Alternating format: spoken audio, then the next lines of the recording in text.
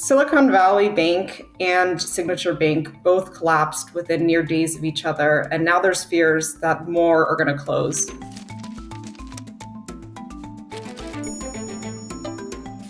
Silicon Valley Bank is a bank based in Silicon Valley, and they specialize in working with venture capital companies and a lot of tech companies in the area. It's a smaller bank. And for banks at the basic level, if we all want our deposits at the same time, that's really difficult because they're lending out some of that money at any given point.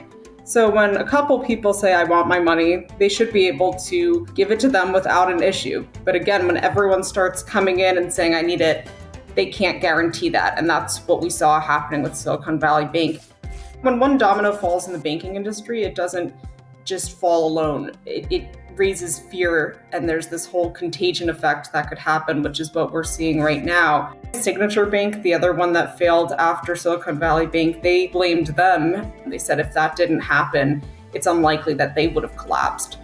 So regional banks, I wouldn't say that all of them are in bad circumstances right now, but I think people should really take a good hard look at, is their money insured, and kind of do their homework on where their bank was standing before this crisis.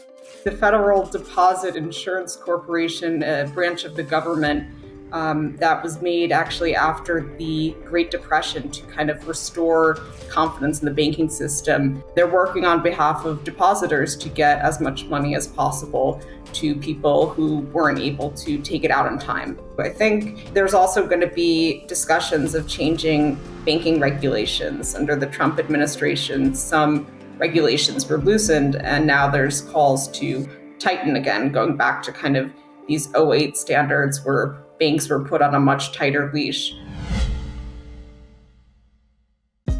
Hey, thanks for watching. If you like this video, check out these other videos from USA Today to stay up to date with all the latest news.